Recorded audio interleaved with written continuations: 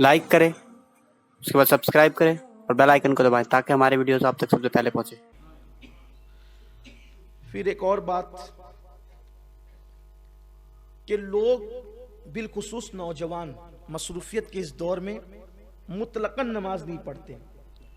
95% नौजवान नमाज नहीं पढ़ते क्योंकि उनका ख्याल यह है कि अगर आएंगे तो जोहर की 14 रकअत पढ़नी पड़ेगी, ये बहुत ज़रूरी है। असर की 8 पढ़नी पड़ेगी, बहुत ज़रूरी है।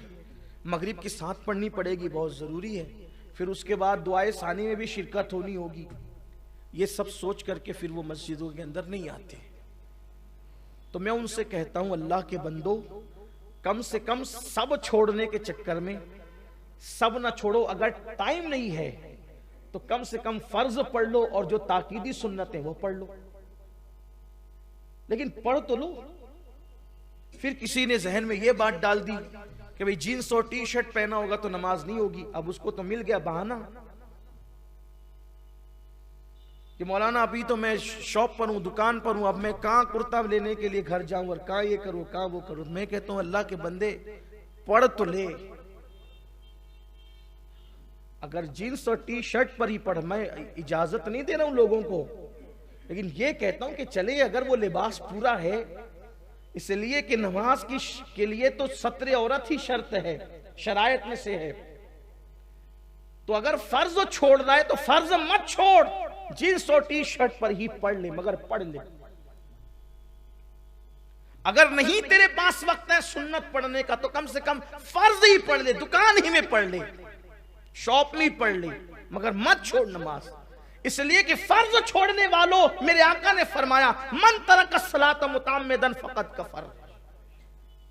जिसने नमाज छोड़ दी जानबूझ के, वो कुफ्र की हद तक पहुंच गया। मेरी बात का ये मतलब ना निकाला जाए कि मैं सुन्नतें तर्क करने की, वल्लाह ये बात नहीं कर रहा हूं। सुन्नत पढ़ने वालों पढ़ो, कुर्ता पाजामा पहनने वालों पहनो, मैंने नहीं मना किया, लेकिन ये कहना चाहता हूं कि जो बिल्कुल नहीं पढ़ रहा है वो 95% तबका, उनसे कहता हूं कम से कम फर्ज तो पढ़ लो।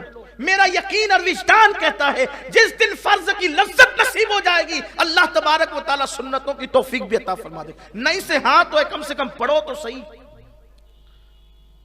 कुर्ते के बहाने के चक्कर में जींस टी शर्ट को वो मत बनाओ, बहाना मत बनाओ।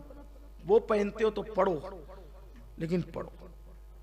नहीं पढ़ने से बेहतर है कि फर्ज की पाबंदी करो, फर्ज पढ़ लो। लेकिन सुन्नते मौकेदा का बार बार छोड़ने का आदी बन जाना, यह भी गुनाह, इस मसले को भी जहन में रखें। लेकिन नमाज की पाबंदी करें।